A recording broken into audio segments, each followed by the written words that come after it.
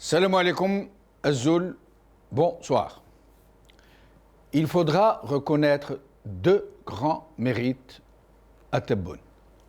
C'est lui qui la première fois a qualifié le Hirak de Hirak Moubarak. Mais hier, dans son discours, il a fait mieux. Il a considéré que le Hirak est une révolution. Et même plus, il nous dit que le train du Hirak est parti et que plus personne ne pourra l'arrêter. Mais le plus incroyable est qu'il s'est approprié le Hirak. C'est désormais sa révolution, sa chose, son joujou. Et quiconque se met en travers de sa route pour la nouvelle Algérie de ses rêves, où tout est rose, où tout s'obtient en appuyant sur le bouton, est un contre-révolutionnaire, contre sa révolution, qui, en l'espace d'une année, l'année 2019, a généré plus de 25 milliards de dollars de produits agricoles. On croit rêver. Et on ne peut pas s'empêcher de se demander si nous sommes devant un cas de déni ou autre chose de pire, que seule la psychiatrie pourrait expliquer. Écoutez. احنا الحمد لله رانا ميسورين عندنا 60 مليار احتياط ومهما كان الحال حتى لو نقص البرميل لهذه السنه بالاضافه الى الشيء الاحتياط اللي راه عندنا تدخلنا واحد 25 مليار دولار من المحروقات بالاضافه الى 25 مليار دولار نتاع الفلاحه. الحمد لله. قبل الانتخابات ومن بعد الانتخابات ان التغيير مثل ما طلبه الحراك المبارك تغيير سلمي ولكن تغيير جذري ما بعض الحركات الاحتجاجيه الاخرى فهي مدبره. انتم على بالكم واغلب الجزائريين على بالهم بما راه يجري. فيه ناس يعني ما يساعدهاش الاستقرار وما زالوا طامعين ويعاودوا يرجعوا بقوه وكذا يا للحلم طبطب خلاص. الشعب خرج للشارع فيني القطار انطلق ولا واحد قادر يحبسه. إرادة الشعب من إرادة الله وإرادة الله لا تقهر. اللي راه ضان يخرج راه يستنى يخرج. أما الناس اللي ما زالوا طامعين في مرحلة انتقالية وما نعرف واش وهذه الزمارة نتاع ما وراء البحر واللي كانوا وصاونا بها وهذه راهم غالطين. هذه خلاص القطار مشى سيفيني ما بقاش جامي في ان تران كي في مارشاريال سان في با ما يديرش مارشاريال لا فيني. Est-ce c'est la contre-révolution? Est-ce qu'on veut bloquer le processus de représentement du pays? C'est quand même hallucinant, vous ne trouvez pas? Tebboune est un président que les généraux nous avaient sorti du chapeau, ou plutôt de la casquette. Et il est le premier à le savoir. Il a été désigné à la faveur du plus grand boycott et de la plus grande fraude électorale jamais observée dans ce pays. Et il est le premier à le savoir. La principale revendication du Hirak est Madaniya Machi Askariya. Et il sait que ce sont les chefs de l'armée qui l'ont fait roi. Et il le sait aussi, même s'il est dans le déni le plus total, même s'il est dans une furieuse affabulation, où il s'est attribué le rôle du Tfol, comme on dit nous avant, le héros du film. Et il sait aussi qu'il est le produit illégitime du Hirak. Sans le Hirak, le commis accessoire qu'il a toujours été, même s'il a été ministre et Premier ministre, n'aurait jamais pu accéder à de telles charges. Jamais, au grand jamais. Il n'était dans les tablettes de personne. Et dans des élections vraiment sincères, il n'aurait pas eu la moindre chance. Il a été choisi par Gaïd Saleh pour des critères et d'autres que nombreux parmi les gens du Sérail savent et que lui sait. Mais non seulement il a fait comme s'il avait réellement été élu par le peuple, mais il fait bien plus, puisqu'il s'approprie le Hirak dont il sera la première cible quand celui-ci pourra reprendre. Et ça aussi, il le sait. Il s'approprie le Hirak dans le même temps qu'il fait envoyer les hirakistes et les journalistes qui couvrent le Hirak en prison. Et il fait encore plus, puisqu'il en est arrivé à considérer tous ceux qui ne vont pas dans son sens, voire même les fonctionnaires qui ne font pas suffisamment de zèle pour appliquer ces directives démagogiques de contre-révolutionnaires, il les accuse d'être des contre-révolutionnaires parce qu'ils n'arrivent pas à appliquer ces directives. Et il ne se pose même pas la question de savoir pourquoi ces directives restent des vœux pieux. Il parle juste de complot. Et pourtant, il a passé plus de 50 ans dans la haute administration de ce malheureux pays et il ne sait pas que ce qui distingue le plus l'administration algérienne est la bureaucratie, crasse et indécrottable. Et ils ne se rendent pas compte que les mesures qu'il a décidées sont juste inapplicables. Il refuse de voir la vérité en face, que les moyens publics dont dispose l'administration algérienne ne permettront pas de régler ce million de centimes à des millions de gens que l'administration n'est même pas préparée, ne serait-ce qu'à les recenser. L'administration n'est même pas capable de recenser les vrais ayants droit qui se comptent par millions, ni encore moins leur acheminer les sommes dues dans un pays où la poste et les banques ne sont même pas en mesure d'assurer le paiement des pensions de retraite de façon régulière, ni de permettre aux fonctionnaires de retirer le montant de leur traitement mensuel. Mais M. Tebboune n'en démord pas, il n'en a cure. Maza walou tarat. Ces mesures démagogiques et inapplicables doivent être appliquées. Sinon, c'est de la contre-révolution contre sa révolution. On applique ces irréalisables oukazes où c'est à lui qu'on aura affaire et il le dit clairement. Et il menace ouvertement quiconque n'appliquera pas dans l'immédiat, dit-il, filhin, ses ordres. Et il nous parle de ces fonctionnaires et de ces élus locaux qu'il a limogés, lui, personnellement. Il limoge des fonctionnaires et des élus locaux. Et il oublie que les seuls vrais élus dans ce pays sont les maires. S'il y a une élection qui n'est pas falsifiée, où il n'y a pas fraude, c'est celle des maires. Et que sa propre loi à M. Tebboune ne lui permet pas de les limoger, mais de les suspendre seulement, en attendant le verdict final de la justice après le dernier recours. Et il ne sait pas qu'en violant aussi outrageusement la loi, qu'en limogeant des élus qui n'a pas le droit de limoger, il ouvre ainsi la boîte de Pandore au péril de sa propre personne, puisque s'il est aussi aisé de chasser un vrai élu, il devrait donc être permis de chasser celui qu'il a été par la fraude.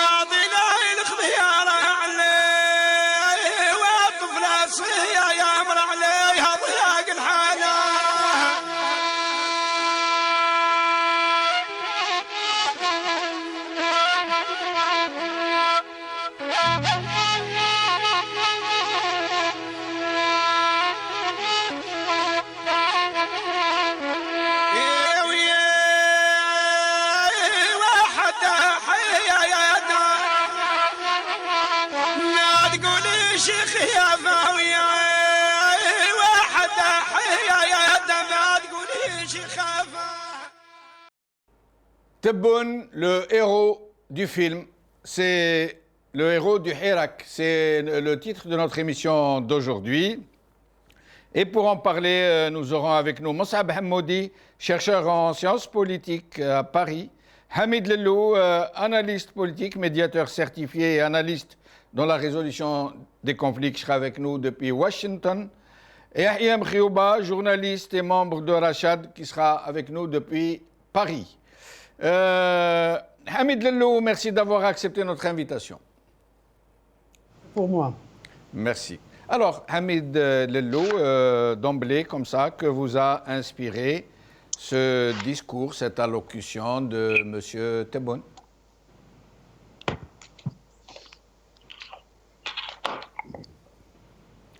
On ne vous entend pas, pardon, Hamid Lellou, il y a un souci. Vous m'entendez mieux là? Maintenant? On vous entend. Donc je disais salam alaikum, bonjour à tout le monde, vos téléspectatrices et téléspectateurs, et merci pour l'invitation. Je pense que Tebboune est en train de faire va dans le sens de la communication dont on a parlé il y a quelques semaines avec vous sur ce même plateau, où je disais que le clan de Tebboune, son équipe, le régime tel qu'il est maintenant, il est dans la logique d'une communication agressive.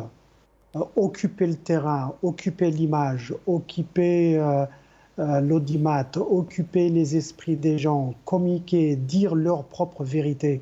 Et je continue à le dire, et on aura l'occasion de le confirmer, que ces conseils, il les reçoit un bureau de conseil en communication basé ici à Washington, et ça va dans cette logique. Ça ne me surprend pas, et je l'avais dit il y a quelques semaines, qu'ils vont continuer. C'est une communication à outrance. Plus le mensonge est gros, plus ça passe.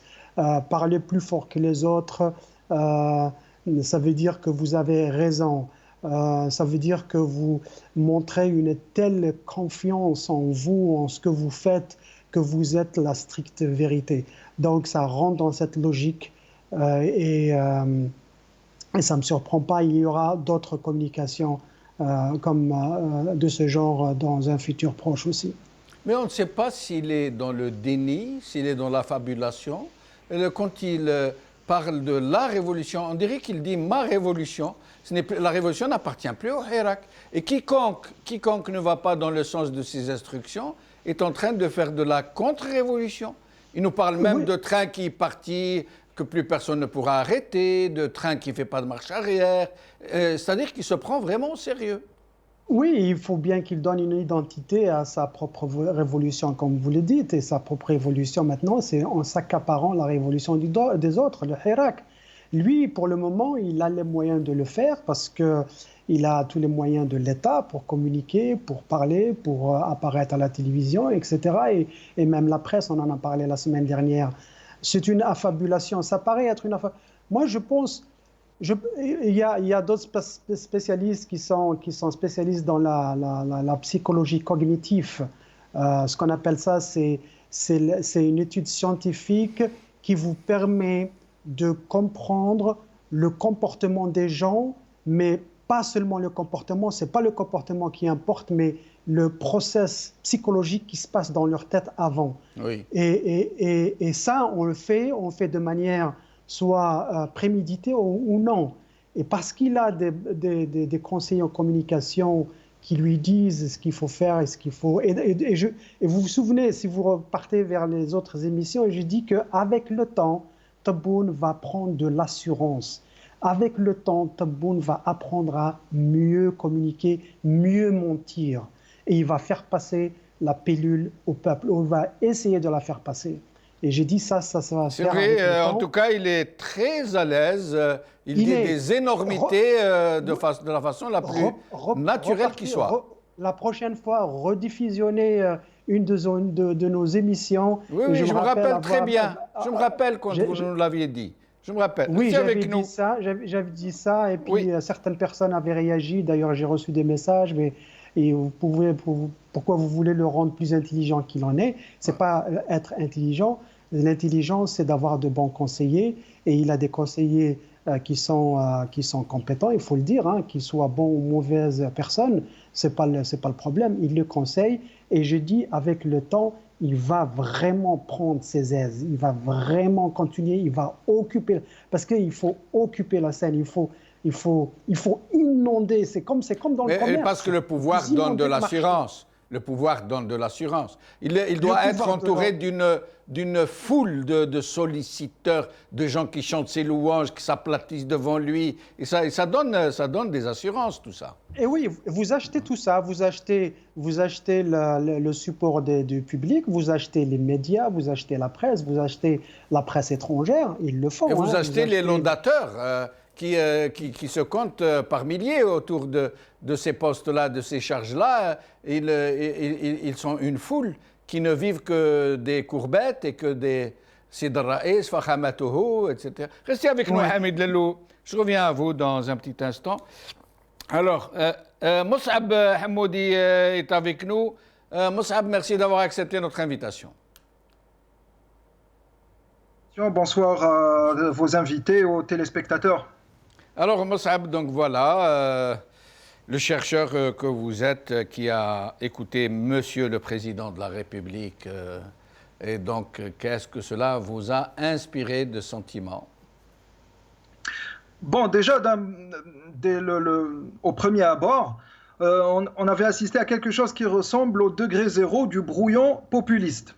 Donc, il n'y avait pas beaucoup de maîtrise. On s'était habitué à ces sorties de Tebboune très ratées. Mais à cette fois, elle est un peu plus accentuée parce qu'il a essayé de mieux faire, mais comme il n'a pas réussi, c'était trop criant, ça a rajouté un peu de médiocrité. C'est-à-dire, quand on voit le langage utilisé, ce n'était pas un langage d'un officiel, c'était pas encore, même pas le langage d'un président digne de ce poste-là. C'était un langage vraiment d'un lascar. Puis, les exemples qu'il a donnés pour appuyer son argumentation, c'était complètement des exemples ratés. La gestuelle, il ne maîtrise pas sa gestuelle, c'est-à-dire il ne porte pas ses vêtements, ce sont ses vêtements qui le portent, il ne s'assoit pas sur une chaise, c'est la chaise qui le maintient. Il n'a pas la carrure, il n'a pas la possibilité de projeter une prestance. Donc aussi, les mimiques faciales. C'est quelqu'un que quand on voit, c'est-à-dire si on refait le discours en mettant mute, on se rend compte que lui-même, il ne croit pas à son discours. Donc, la chose qui était à relever, bien sûr, c'est vouloir un peu s'accaparer la sémantique révolutionnaire du Hirak. C'était la tentative qu'il a essayé de la faire et de se la réapproprier. Donc, et ça, c'est le propre un peu des contre-révolutions d'habitude. Sauf que lui, il a essayé de le faire de manière précipitée, parce que en fait, Tebboune n'est pas une contre-révolution, c'est une des combinaisons de l'ennemi du peuple. On n'est pas encore dans la contre-révolution, donc il a essayé de le faire de manière précipitée, ça ne lui a pas réussi. Puisque ça ne lui a pas réussi parce qu'il ne maîtrise pas les mots du Hirak, parce qu'il ne les dit pas avec sincérité, ça a donné, et je m'excuse de le dire ainsi, je ne peux pas le dire autrement, un super menteur. Ça a donné ce super menteur qui, si on doit l'intégrer dans le type comment on appelle ça, de réflexe discursif, parce que le régime a toujours des réflexes discursifs, on va obtenir la chose suivante. De temps de Sellel et de Bouteflika, le duo, la pratique, le réflexe discursif était le comique. C'était les blagues un peu moroses, un peu l'exagération. De temps de Gaïd Salah, c'était la schizophrénie, mais un peu, on va dire, brutale. Avec Tebboune, on rentre dans un nouveau cycle, et qui est le mensonge, mais dans une forme très brute. C'est pas le mensonge maîtrisé, masqué, c'est pas la déviation du sens, c'est pas le jeu sur la sémantique et sur les degrés et les registres du langage, non. C'est un mensonge à l'état très brut.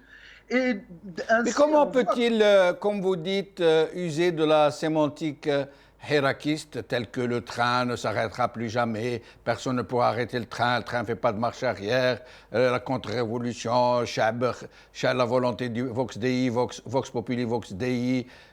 Comment peut-il user d'une telle sémantique alors qu'il est en train, dans le même temps, de mettre les hirakistes en prison?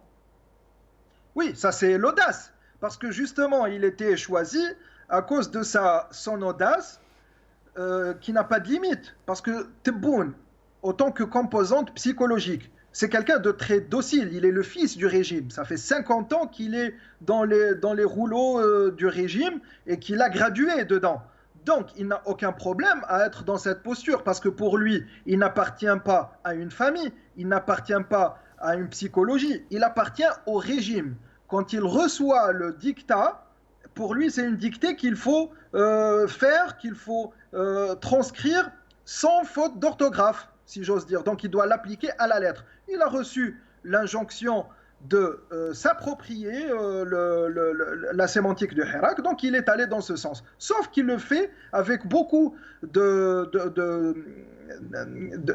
médiocrité. Le mot est cru, mais c'est comme ça. Trop de médiocrité qui le met très à mal et en fait qui le démasque. Parce que si on ne maîtrise pas ses postures, on est démasqué.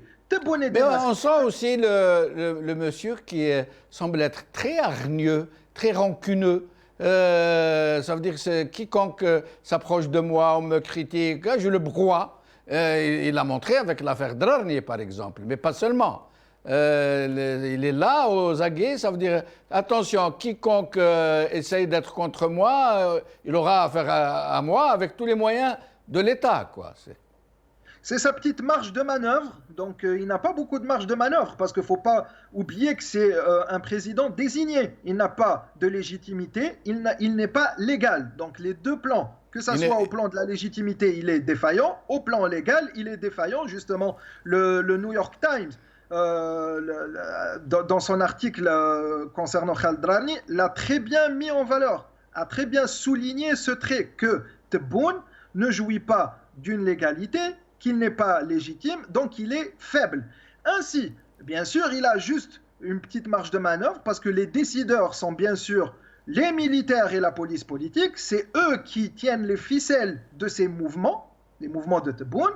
Ainsi, il subit le dictat et il lui laisse une petite marge de manœuvre. Et restez avec nous, je reviens à vous dans un moment. Nous allons, au fur et à mesure de nos discussions, montrer des extraits du discours de M. Tebboune et nous en parlerons aussi dans le même temps. Alors, nous allons l'écouter. كل حال هنا ما انتم على بالكم واغلب الجزائريين على بالهم بما راه يجري.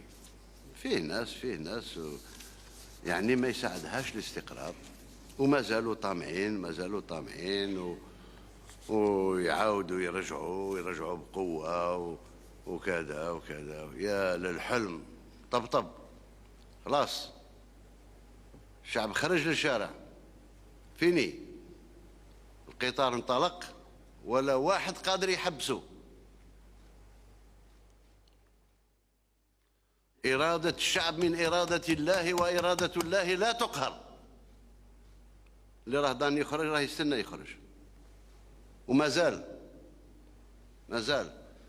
إذن نكونوا أهل للمسؤولية نتاعنا، أهل للثقة تاع المواطن. لما نقول المواطن أنا نقول لكم حسب الإحصائيات وحسب التحريات 80% تاع المواطنين حامدين ربي على السلم الاجتماعي وحامدين ربي اللي البلاد ما مشاتش للمأساة لا نتاع ليبيا ولا نتاع سوريا ولا نتاع دول أخرى.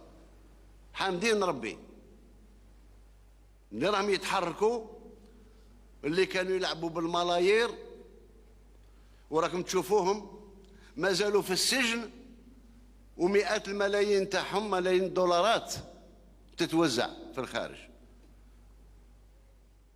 شكون اللي خرجهم؟ شكون اللي عطى الأوامر؟ شكون اللي وصل الأوامر هذه باش 10 ملايين دولار تمشي لفلان ولا فلتان؟ لازم الشعب يعرف كل شيء. ورانا بالمرصاد ما كونوا مهنيين، لا رجعة، الوصول بلوغ الهدف استقرار البلاد واستعادة للشعب كل الحقوق نتاعو والقضاء على المال الفاسد والقضاء على ما تبقى من العصابة أو نهلك دون ذلك. Yahya Mkhayouba, merci d'avoir accepté notre invitation. Yahya? Oui, je vous entends très bien. Voilà, très bien. Merci à vous. Merci. Alors, Yahya, je vous laisse commenter. Vous venez d'écouter Monsieur le Président. Sincèrement, moi je l'appelle Monsieur Tebboune.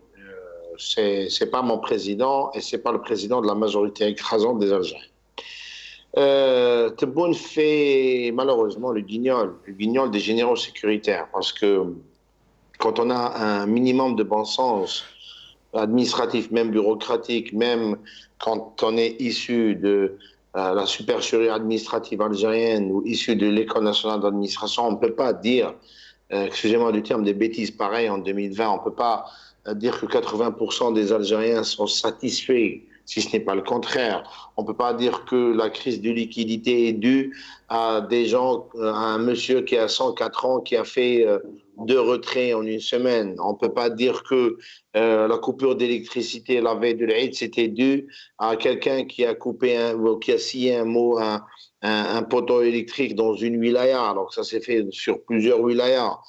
On ne peut pas dire aussi que la coupure d'eau la veille de l'Aïd, c'était un complot, alors que les coupures d'eau sont visibles, ils sont vécues par les familles algériennes avant l'Aïd, pendant l'Aïd et même après l'Aïd. Il y a à Tipaza ou à Alger, il y a des quartiers, depuis 3 ou 4 jours, ils n'ont pas d'eau potable. Donc, est-ce que ça fait partie encore du complot? Et puis, je n'ai jamais vu un État, je n'ai jamais vu un gouvernement au monde qui se rend compte qu'il y a des gens ou des organisations qui complotent contre ses intérêts ou qui complotent contre les intérêts de son peuple et qui ne les nomme pas, et qui ne les désigne pas, qui ne les traduit pas devant la justice. On a vu les États-Unis, c'est pas le meilleur exemple. Mais le 11 septembre 2001, ils ont dû trouver un coupable. Ils ont dit que c'était Ben Laden, qui était associé à Saddam Hussein. Ils ont tout de suite été bombardés l'Irak et l'Afghanistan. C'est pas la meilleure chose à faire. Mais les gouvernements désignent les coupables ou désignent les ennemis, désignent les comploteurs. Jusque-là, depuis Gaïd Salah, ce mot complot, mot amara, depuis les discours de Gaïd Salah, je les entends depuis 2019.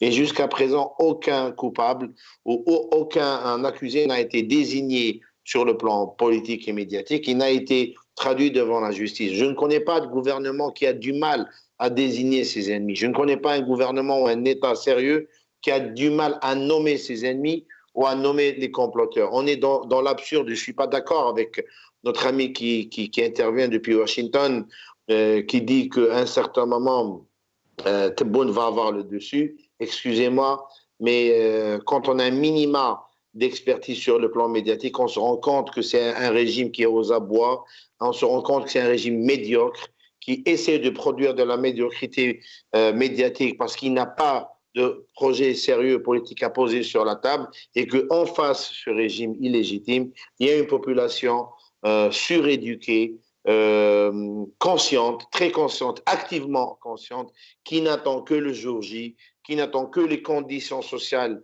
sanitaires et sécuritaires se réunissent pour que le Hirak reprenne.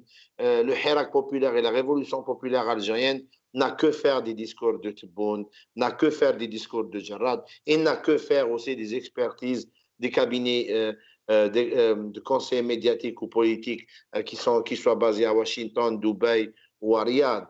On n'est pas dans cette configuration. Le peuple a changé, la société a changé, et les souffrances sociales, les souffrances économiques, les inégalités sociales sont vécues par les Algériens et les Algériennes au quotidien, que ce soit les Algériens des villes côtières ou les Algériens qui sont dans les villes de l'intérieur. J'étais au consulat d'Algérie à Paris aujourd'hui pour des papiers d'état civil, et j'entendais dans la salle, alors que l'accueil était magnifique, même les fonctionnaires du consulat, franchement, faisaient très bien leurs papiers. Au niveau de cette salle, et c'est un petit échantillon des Algériens à l'immigration. Tout le monde en a marre. Il y en a un même qui disait qu'on rêve de France. Alors j'ai dû intervenir pour l'arrêter.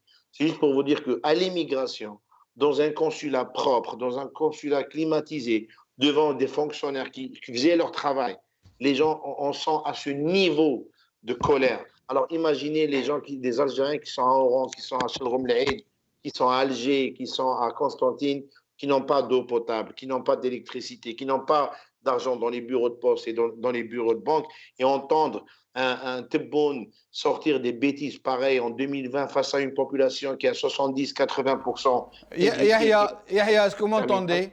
Oui, je vous entends très bien. Oui. Alors, Yahya, M. Tebboune qui s'identifie d'une façon absolument incroyable au Hirak, qui parle en son nom, qui à tel point où c'est le héros de ce qui est en train de se passer. Sauf que il sait très bien que les principales revendications du Hirak sont une demande de transition, ils sont Madani Machi Askaria ou Tarahlo Ga. Alors il fait de l'humour sur la transition. Il dit la transition et dans le même temps il nous dit Al-Hirak c'est la voix de Dieu et la voix de Dieu la tuqhar. C'est incroyable, il dit une chose et son exact contraire. Il n'est pas intelligent politiquement. Il est l'otage des généraux sécuritaires qui l'ont mis à cet endroit. Il n'essaie même pas d'avoir ou de laisser une porte de sortie ou une porte de négociation possible parce qu'il sait très bien qu'à la fin 2020, en 2021, ils seront acculés sur le plan économique et social. Ils devront aller négocier. Et cette porte de sortie, cette porte de négociation, cette marge de manœuvre, il n'a pas l'intelligence pour la garder, lui, qui est entre parenthèses président de la République, parce qu'au moment où il faudra négocier, au moment où il faudra affronter une population en colère, on nous sortira les civils, on nous sortira un président et un premier ministre. Les généraux de Abla ou du DRS vont se cacher, comme toujours, on ne les verra jamais devant les caméras ou devant la presse pour s'expliquer. Et cette marge de manœuvre-là, il vient de la fermer aujourd'hui. Quand il dit qu'il n'y aura pas de période de transition et qu'il n'y aura pas que le train a démarré. Il faut d'abord il sache ce que c'est qu'un train. Il faudrait d'abord il sache ce que sont les conditions techniques et matérielles pour faire démarrer un train, alors qu'il n'a pas l'étoffe d'une moto CMG ou d'une moto Gelma. Donc on est dans l'absurde. Il aurait été un président qui aurait un minimum de bon sens. Il aurait gardé un fil de contact. Il aurait gardé une marge de manœuvre. Il nous dit que les trains ne font pas marche arrière. Moi, j'ai vu des trains faire des marches arrière, de manœuvre à la gare. Moi qui est cheminot, les trains font marche arrière en manœuvre. Et en politique, c'est une grande marge de manœuvre. Il se l'est fermé aujourd'hui quand il dit qu'il n'y aura pas de période de transition et que les gens qui sont derrière la mer, oui, parce que les gens qui sont à l'intérieur du pays sont soit en prison, soit sous la menace de la prison. C'est pour ça que nos frères hirakistes en Algérie ont du mal à s'exprimer de la manière qui est faite avec la même facilité que celle de ceux qui sont à l'étranger. Restez avec nous, Hamid Lellou. Avant de venir à vous, j'aimerais que nous regardions un autre extrait. نلقى شخص الله يطول في عمره إن شاء الله له حي 1911 يعني في عمره قرن و9 سنين ويخرج مرتين في الأسبوع. منين تهضر يقول لك لا ماشي ما كاش ما كاش هذه ما كاش معليش الظهر كشاف. Hamid Lellou, d'abord il nous apprend que nous avons une personne qui a 109 ans, chose que nous ne savions pas. Nous ne savions pas qu'en Algérie nous avions une personne âgée de 109 ans qui devrait donc figurer. J'ai cherché, même au niveau du monde, ça n'existe pas. Mais bon, ça ne fait rien. Et il nous dit qu'il fait deux retraits par semaine à la poste, comme si c'était un crime. Mais il le dit dans le discours pour nous démontrer qu'il y a complot. Ça veut dire les gens qui vont faire 2 retraits par semaine de leur compte courant de façon aussi ouverte, ça veut dire que c'est un monsieur qui a son argent dans un compte courant. Et le fait de retirer 2 fois, c'est un complot. Hamid Lellou.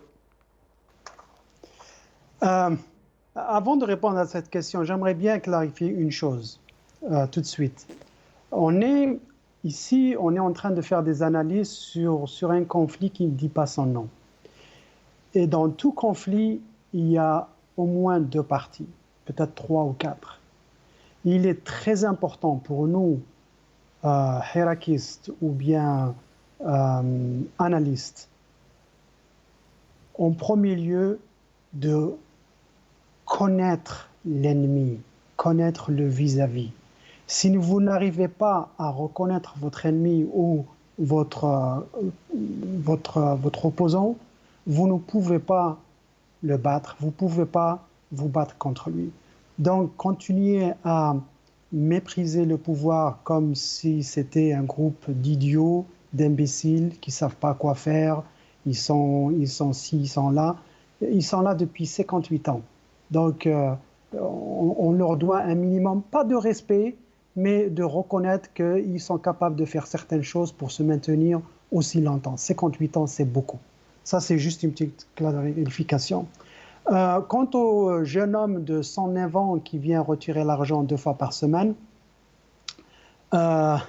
oui, c'est comme disait votre invité, M. Hamoudi de Paris, c'est peut-être le côté humoristique de Sellal qui revient, parce que Tebboune aussi, il a... C'est vrai, tout le monde a eu cette impression.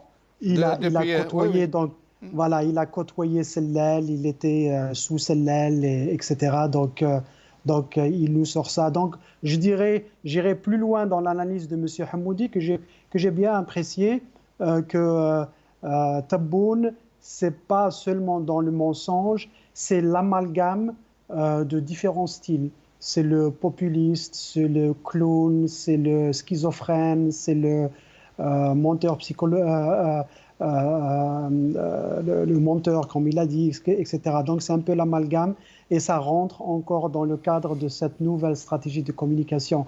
Quand je dis ça, je ne dis pas qu'il est bon, je ne dis pas qu'il va se confirmer comme président, entre guillemets. Ce que je dis, c'est qu'il a été mis là, on le sait, il a été désigné, on lui fait jouer un rôle. Et quand on dit qu'il a été désigné, peut-être il y a une petite erreur où je l'ai prise comme un mot sarcastique de la part de votre invité, M. Hamoudi, quand il dit que M. Tebboune a l'audace de mentir, a l'audace de faire les choses comme il fait. Je présume que c'est du sarcasme, c'est pas de la vraie audace. Et pour revenir à la désignation de Tebboune, ce qui s'est passé, revenons en arrière quelques mois. Vous souvenez-vous quand il a été démis de ses fonctions et qu'il a été sali, son fils a été mis en prison, son image a été salie. Bouteflika, Saïd Bouteflika et ses acolytes on faisait la risée pendant les funérailles. Et un jour... Oui, on avait vu à l'époque ouvertement, publiquement, qu'il se riait de lui. Sidi Saïd Bouteflika et Ali Haddad. Voilà, je vais expliquer où je vais. Là, comme ça, vous allez faire le lien entre tous ces événements et le fait que Tebboune a fini par être désigné président. Il faisait tout ça, et d'ailleurs, ils l'ont accusé de Khabarji à l'époque, parce qu'il a été invité ou sommé de se présenter à la primature parisienne, à Matignon, et ici à Alger. Il dit « Oh, c'est un traître, il est parti là-bas sans l'autorisation du président, etc. etc. » Tout ça était fait pour mouler la nouvelle identité de Tebboune, l'homme propre qui sera le futur président. Donc tout ça pour moi en tant qu'analyste, quand je reviens, parce qu'analyser, ce n'est pas analyser seulement ce qui se passe maintenant, c'est analyser ce qui se passait hier et combiner pour voir un petit peu ce qui se passe demain ou ce qui se passera demain. Donc tout ça a été fait de manière à fabriquer le nouvel homme propre, Tebboune, parce qu'ils nous l'ont vendu comme homme propre. Parce que c'est ça. Pourtant, ils traînent des casseroles. Ils traînent des casseroles de l'affaire Khalifa, les casseroles de l'affaire de sang. Parlons-en de Khalifa. Oui. J'ai retrouvé son dossier ici à Washington. Il avait embauché. Où est-ce qu'il est, Khalifa? Je l'ai dans mon dossier. Il avait embauché APCD Worldwide en juin 2002. Il les a embauchés ici, des lobbyistes, pour travailler pour lui. Donc, on parlera de ce sujet probablement tout à l'heure. Donc, pour moi, Tebboune, encore une fois, c'est quelqu'un qui est en train d'apprendre le métier et qui, disons-le, il l'apprend plus ou moins bien. Moi, je ne suis pas dans... Alors, plus ou moins bien. D'abord, je reconnais... Oui, Oui. pardon. Je rappelle que Gaïd Salah, quand il parlait de celui qui allait être président, hein, et là où on avait vu qu'ils avaient déjà choisi qui allait être élu, il nous parlait de celui qui allait être l'épée de l'État. C'est Seif al-Adl, l'épée de la justice. Mais sinon, Hamid Lelou, quand vous dites qu'il ne faut pas sous-estimer ses adversaires, qu'il ne faut pas les mésestimer, c'est vrai, je suis tout à fait en phase avec vous. Mais sauf que ce régime, en fait, ses seules vertus, ses seules qualités, ses seuls mérites ont été celles de l'argent, de la rente, de la corruption de masse, celles de la violence qu'il faisait subir à quiconque osait les contredire ou les contrecarrer, et celle du mensonge, de la basse propagande. Sortis de ça, ils n'ont aucun mérite. Moi, je n'ai jamais vu de l'intelligence dans le régime algérien. Sauf peut-être de temps en temps cette ruse subversive, cette ruse méchante, mauvaise. Mais de l'intelligence, de la vision, de la capacité à pouvoir gérer des situations difficiles, je n'en vois pas. Mais vous n'avez pas besoin d'être bon, vous n'avez pas besoin d'être une bonne personne pour être intelligent, hein. L'intelligence et la ruse, c'est un petit peu les deux côtés d'un même système, mais un il est négatif et l'autre il est positif. Quand je dis ça, moi je reviens toujours aux faits, moi je me tiens aux faits. Ils sont là depuis 1962, même un peu plus tôt, parce que bon, on sait ce qui s'est passé avant la Révolution. Donc si ces gens-là arrivent à se maintenir au pouvoir, parce que c'est les mêmes, hein, c'est le système qui a les mêmes personnes, qui génèrent d'autres personnes qui font partie du système, qui grandissent et qui rendent le bien à ce système qui leur a tant donné. Donc pour moi, je ne suis pas, quand je dis reconnaître la force de ce système, ce n'est pas leur devoir un certain respect.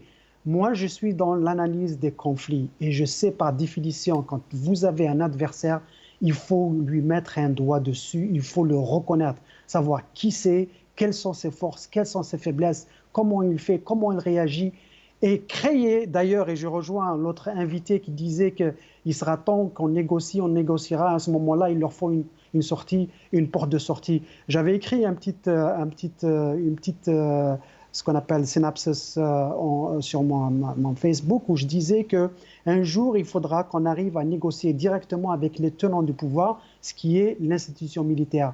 Il y a une personne qui avait réagi à cet article, mais quelles sont les conditions pour négocier? Et justement, c'est le moment de créer ces conditions favorables pour forcer le teneur réel du pouvoir à négocier avec le Hirak.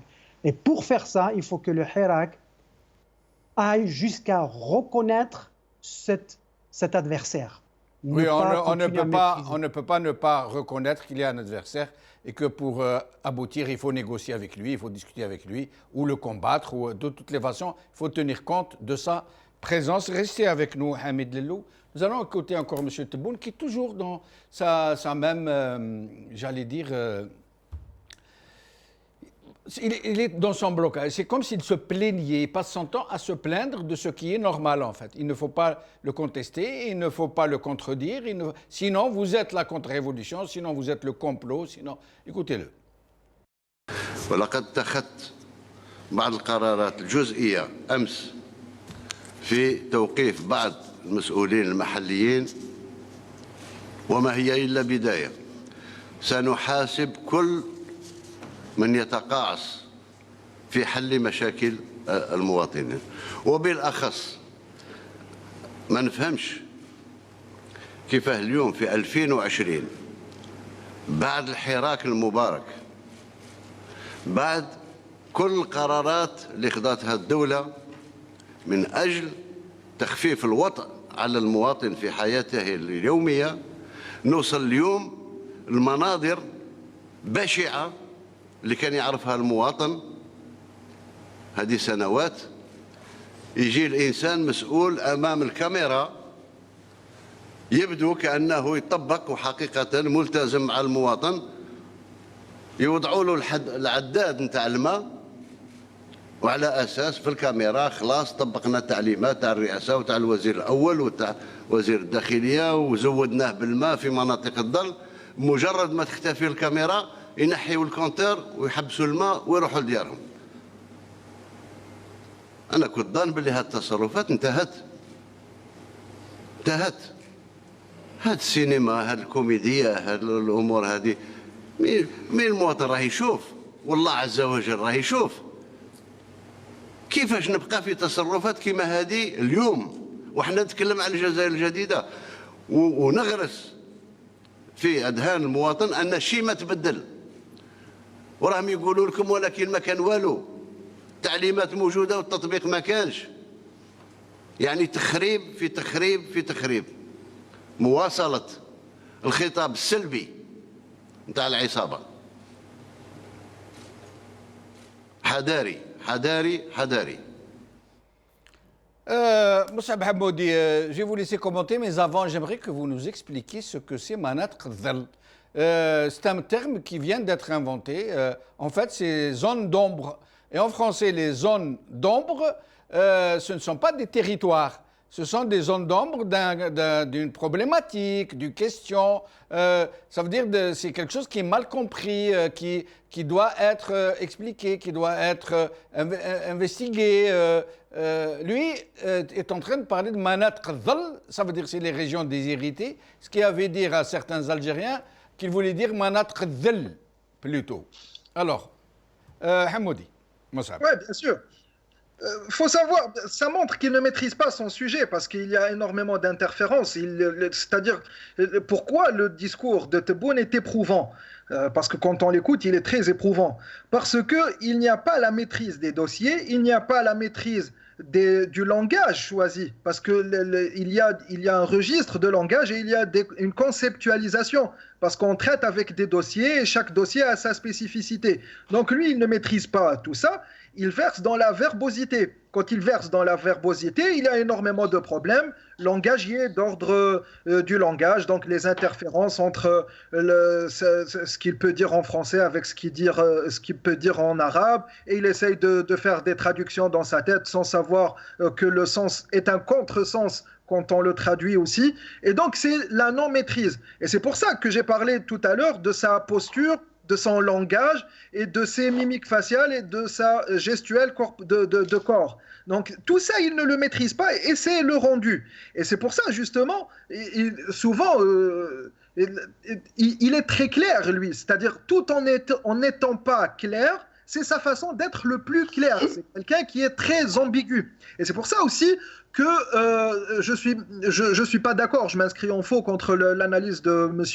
Lelou quand il dit c'est un conflit qui ne dit pas son nom. Non, le conflit dit très bien son nom. C'est le conflit des anciens contre les modernes actuels, si j'ose dire. C'est la médiocrité contre l'inventivité. C'est les clans et le système contre un futur État. Il faut savoir que l'État n'est pas le régime. Il y a une différence parce qu'il y en a qui disent si le régime chute, l'État va chuter. Non, c'est un contresens parce qu'il y a différence dans un pays, dans un territoire, sur un sol, il y a ou bien un régime ou bien un État. S'il y a un régime, ce qui est plutôt de fonctionnement anthropologique entre des clans, entre des tribus, entre une conception très primitive, quand il y a le régime, ça annule l'État. Et quand il y a l'État, ça annule le régime parce qu'on rentre dans le fonctionnement des nations.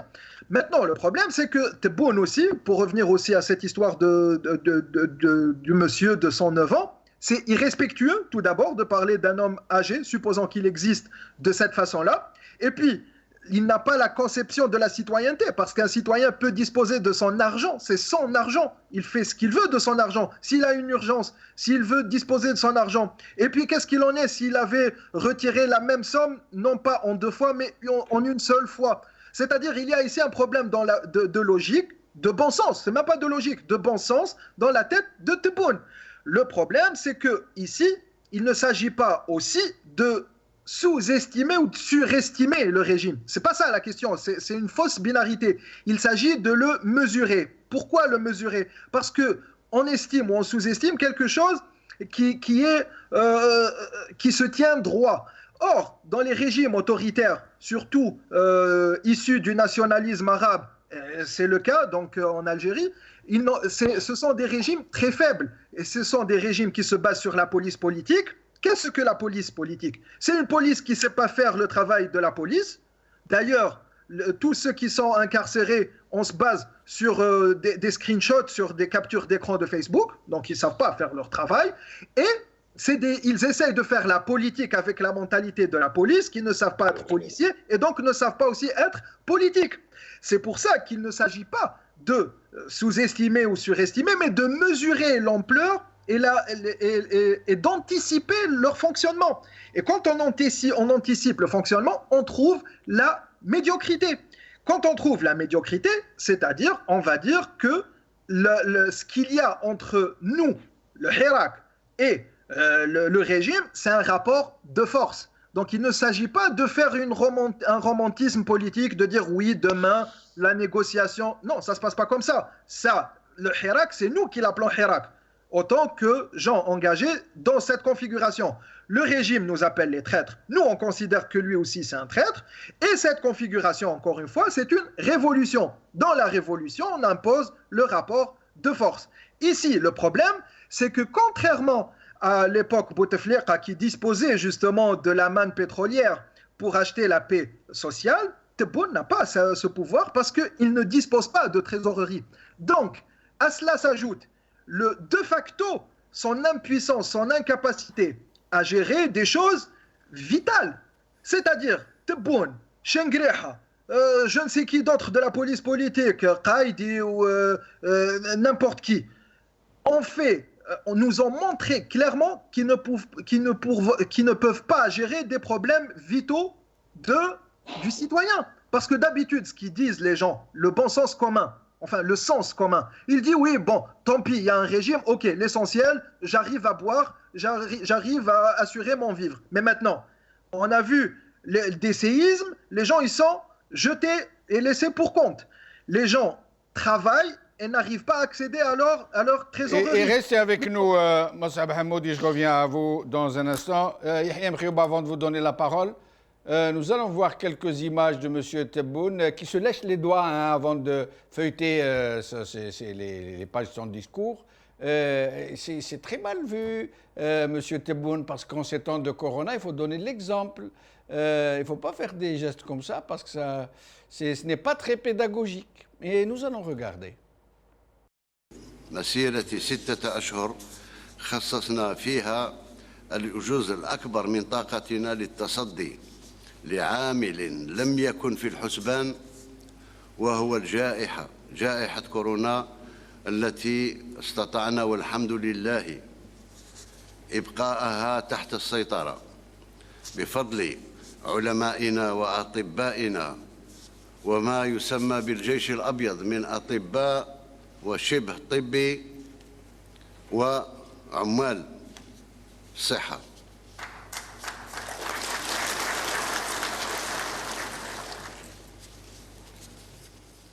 وبهذه المناسبة أتمنى إن شاء الله الشفاء العاجل لربع ولات اللي هم غايبين اليوم واللي ظهر أنهم أصيبوا بفيروس كورونا. إن شاء الله الشفاء. Ce n'est pas celle que nous allions vous montrer. Nous allons vous la montrer tout à l'heure où il se lèche l'index. Alors, Yahya Mkhioub, je vous laisse commenter. Il dit que Corona, personne ne l'attendait et qu'ils ont bien géré la chose. Sincèrement, moi, j'aimerais bien comparer les chiffres du coronavirus en termes d'infectés et puis de décès et la gestion sanitaire qu'on a eue en Algérie qui était et qui est toujours catastrophique. Il faut savoir que dans certains hôpitaux, et je vais en citer quelques-uns dans l'Est algérien, où des malades du coronavirus sont décédés en réanimation par manque d'oxygène.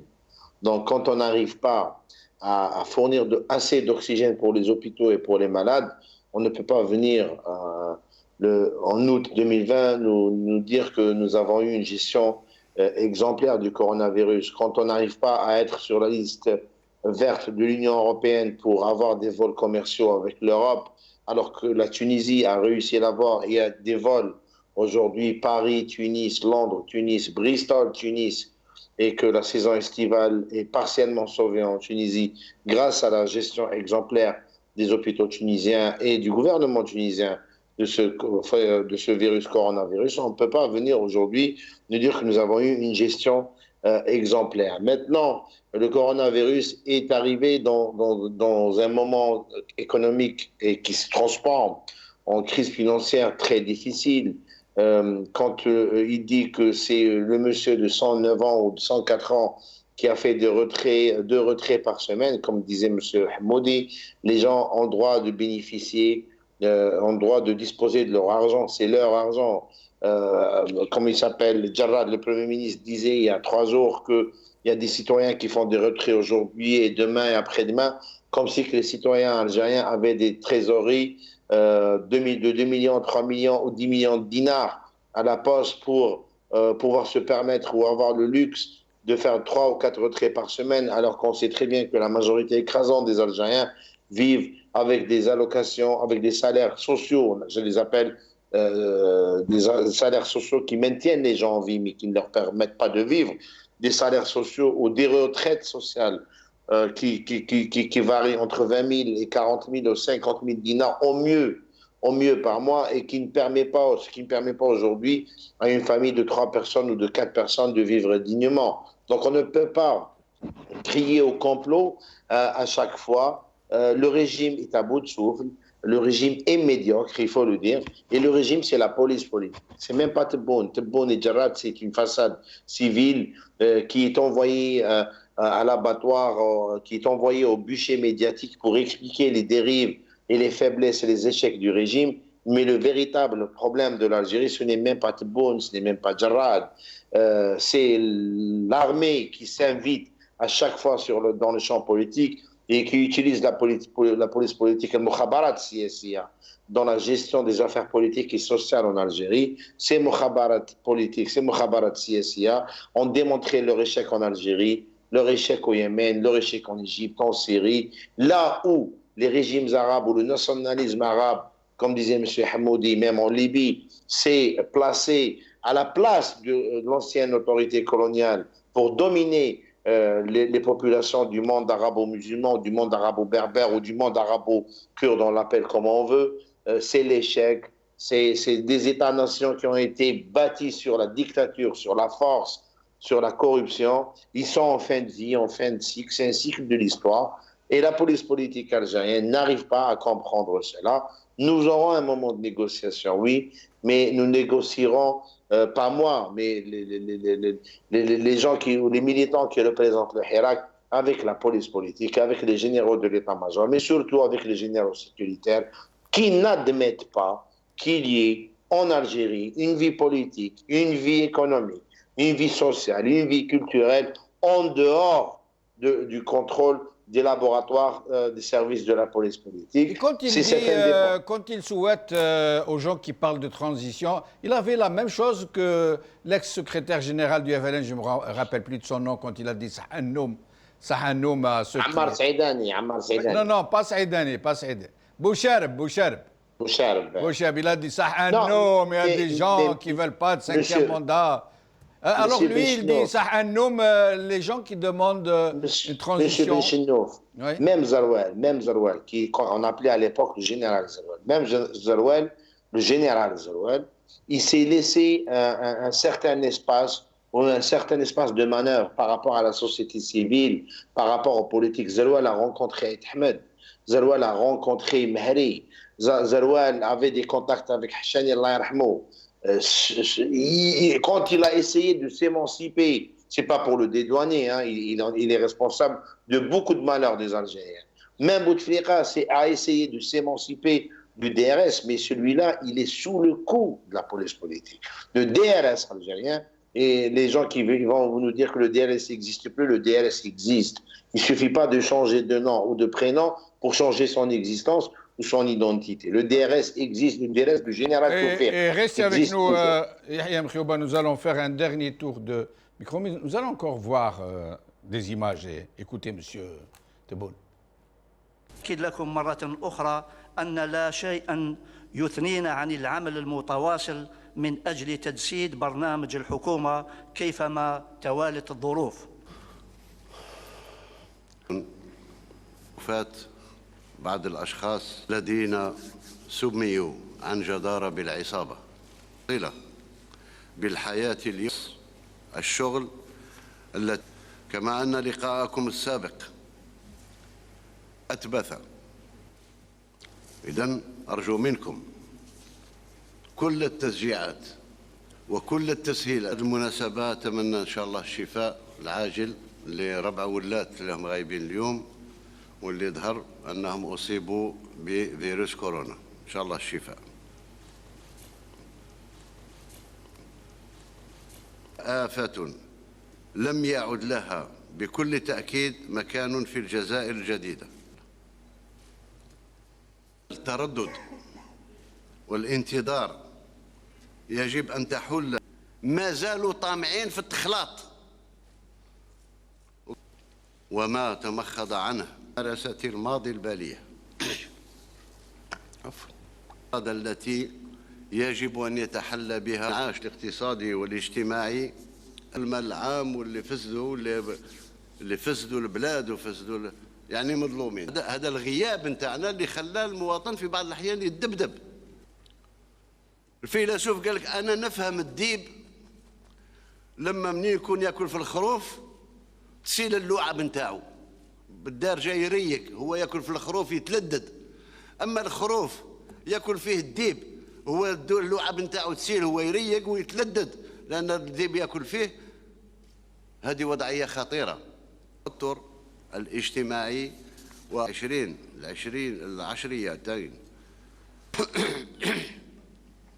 تشكك حتى في الواقع.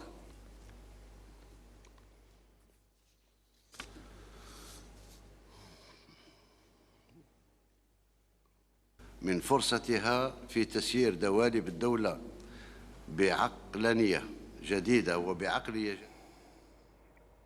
Il nous parle de cette histoire de Khorof et de Dib. Il y a de quoi mourir de rire. Hein. Je comprends qu'un loup puisse saliver quand il mange le mouton, quand il dévore sa proie, mais je ne comprends pas que le mouton qui est mangé par le loup salive à l'idée de se faire dévorer et il savoure le fait d'être dévoré. C'est incroyable. Et puis cette façon de se lécher les doigts pendant son discours. Hamid Lelou, en tout cas, je vous laisse commenter, je vous laisse répondre peut-être à nos deux invités. Merci pour de me donner cette occasion. Moi, un de vos invités qui a dit que moi, je n'ai pas identifié le conflit. Ce n'est pas ça que je voulais dire. Moi, j'ai dit qu'il faut qu'on identifie les acteurs du conflit. Autrement, on ne peut pas le résoudre. La manière dont M. Tebboune parle, ça, moi j'appellerais ça du populisme pédagogique. Encore une fois, quand vous êtes dans la communication, vous choisissez votre audience.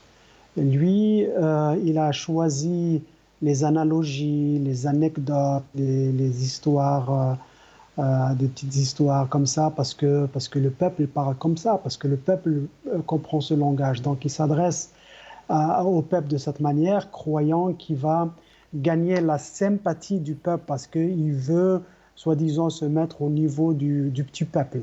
Hein? Il veut se mettre ça. Et une autre chose que j'avais remarqué, puisque vous avez parlé du corona, du Covid-19, à force de mentir, on finit par mentir avec de gros mensonges, on finit par avoir de gros lapsus. D'un côté, il dit qu'il est là à cause du Hirak, ou grâce au Hirak, donc il représente le changement. Et de l'autre côté, il dit que nous avons les meilleurs hôpitaux dans la région et en Afrique. Ça veut dire qu'il donne du mérite à tout ce qui a été fait avant lui dans le cadre de la politique sanitaire et de santé de l'Algérie. Exactement. Donc, il n'a pas réalisé ça en 3 mois. Le mérite ne lui revient pas. Oui. Voilà. Donc, d'un côté, il dit le régime qui est parti, soi-disant est parti, c'est un régime pourri, ils essayent de saboter notre révolution, ils essayent de récupérer les choses, d'utiliser les ennemis, ce sont les ennemis du peuple, etc., etc. Et de l'autre côté, il leur donne le mérite d'avoir construit des gros hôpitaux, les meilleurs hôpitaux au monde. Et pour moi, ça, c'est un lapsus. Ça revient au fait que quand vous montez, à un moment donné, eh ben, vous êtes rattrapé par vos propres mensonges. Vous êtes rattrapé par vos mensonges. Mais voilà, c'est ça le ne travaille pas toujours dans le... Alors, restez avec nous. Je demanderai à Yahya Mkhioba et à Moussab Hamoudi d'abréger. Il ne nous reste plus de temps. 2 minutes chacun, s'il vous plaît. Le mot de la fin. Moussab Hamoudi. Oui, il faut retenir deux choses aussi. C'est que dans sa pratique discursive, il y a les onomatopées, que ça revient souvent, et puis aussi les insertions eschatologiques, Inch'Allah, redoua Rabbi et tout ça. Donc tout ça, ça montre qu'il est en perdition. Et c'est pour ça que quand il parle de cette façon, on a plus l'impression d'avoir affaire à un ivrogne qu'à quelqu'un qui est dans son éveil. Et c'est pour ça aussi que ici... Vous êtes un peu dur, Moussab Hamoudi. Non, je sais, c'est descriptif ça. Parce que même l'argument numérique, quand ils avancent des pourcentages, ça montre que c'est pathétique. Voilà, là je suis moins dur. C'est vraiment des choses qu'ils lâchent comme ça. Parce que le problème ici, encore une fois, c'est qu'on a forcément avec cette façon d'argumenter, cette façon d'être, recours au complot. Ce détail de complot est très intéressant parce que depuis 62, c'est-à-dire 58 ans, ce régime nous parle de complot, de main étrangère, mais sans la désigner. C'est qui? Mais pour la désigner de facto, c'est-à-dire dans les faits, ils commencent à se traiter les uns les autres de complotistes et de traîtres. C'est ce qu'on a vu récemment avec l'histoire de Belqser. Sachant que le régime, depuis sa naissance, Boumediene, quand il a déposé Ben Bella, il n'a pas traité de traître. Or, les généraux, ils se font ça entre eux. Donc, les traîtres d'aujourd'hui étaient bien sûr les gens propres hier. Et forcément, ceux qui sont aujourd'hui propres, demain seront aussi des traîtres. Donc, Tebboune, Chenguereha, Qaïdi, je ne sais qui d'autre, seront demain des traîtres, forcément. Et c'est pour ça que ce régime, loin, il ne peut pas changer sa mentalité parce qu'il est fait comme ça, de cette manière très soviétique qu'on voit encore aujourd'hui en Biélorussie, des vieux qui essayent de mettre un point, de gouverner avec un point de fer une génération très jeune. On l'a vu, Tikhanovskaya, à 37 ans en Biélorussie, est chassé par un Loukachenko, 67 ans. Donc vous voyez comme ça. Et après, ça donne quoi? Forcément, ça donne le cas libanais. Mais en Algérie, ça risque d'être au-delà parce que les images de pendaison au Liban qu'on a vues risquent aussi de se produire quand le régime s'entête. Maintenant, le Hirak, il est clair parce que ça, c'est le régime. Pour identifier les agents du conflit, ils sont très clairs. C'est le peuple algérien dans sa révolution contre le régime militaire de l'état-major et son noyau dur, police politique. Le Hirak continue à ça. Merci. Merci, Moussab Hamoudi. Pardonnez-moi de vous interrompre. Yahya Mkhioba, en moins de 2 minutes, s'il vous plaît. En moins de 2 minutes, je dirais que les acteurs du conflit et les ennemis de la démocratie en Algérie et les ennemis du peuple algérien sont les généraux décideurs. Les généraux décideurs de l'état-major et surtout ceux de l'appareil sécuritaire, et je parle là de la police politique, c'est-à-dire le DRS, parti politique. Donc, on ne peut pas dire que le peuple ne sait pas ou le peuple ne les a pas désignés. Le peuple, quand il dit Dawla Madaniya Machi Askaria, c'est une désignation flagrante. Quand le peuple dit le Jazer de l'Istiqlal ou les généraux à la poubelle, ça ne veut pas dire tous les généraux, mais les généraux décideurs qui décident de l'avenir politique et économique du pays, ils sont à mettre à la poubelle d'une manière négociée. On le dit, on le cherche, on le souhaite. Mais ces généraux-là et surtout les sécuritaires qui se cachent toujours derrière le rideau, qui essaient aujourd'hui de venger leur chef emprisonné en 2019, Taoufir, parce que ce qui se passe aujourd'hui, c'est une guerre de clans, c'est une vengeance d'un clan contre un autre. Et ils vengent leur chef Taoufir, leur chef spirituel, qui a été humilié par le clan Gaïd Salah en 2019. C'est une vengeance entre eux, ils se neutralisent entre eux. Belaqser, qui était faiseur d'hommes et qui était tenant du nationalisme algérien et du patriotisme en 2019, devient traître aujourd'hui et pourchassé internationalement par le tribunal militaire de Blida. Donc c'est pour vous dire que le nationalisme est dans le Hirak, le patriotisme est dans le peuple algérien. On ne veut plus de généraux qui décident de notre quotidien, de notre avenir politique, et on ne veut plus de police politique. Si on doit désigner un ennemi, si on doit désigner le gros du problème politique en Algérie, c'est les généraux sécuritaires, c'est l'appareil sécuritaire qui fait de la politique, c'est la police politique. Merci. Quelqu'un qui parlerait autrement que ce langage. Moi, à mon avis, il est là pour faire de la diversion plus qu'autre chose. Merci. Yahya Mkhiyouba, merci. Hamid Lellou, merci. Moussab Hamoudi, merci. Merci à vous, chers amis, d'avoir suivi cette émission. Je ne veux pas vous paraître pessimiste, ni alarmiste, ni jouer au Cassandre. Mais nous ne devons pas non plus jouer à la politique de l'autruche, comme on dit. La situation est gravissime en Algérie. Ne laissons personne nous tromper, nous leurrer, nous bercer de fausses promesses. La crise économique qui va débouler, quoi qu'il arrive, même si le peuple reprend la pleine souveraineté sur son propre destin, la crise économique qui va venir sera la phase la plus dure, la plus pénible, la plus éprouvante que nous n'ayons connue depuis 1962. Il faut le savoir. Et jusqu'à présent, le régime refuse de le dire ouvertement. Donc, la seule façon de pouvoir résister à une telle lame de fond qui va déferler sur le pays sera notre union, sera notre conscience politique et surtout notre pacifisme. Merci beaucoup. Qawala khair, Slama.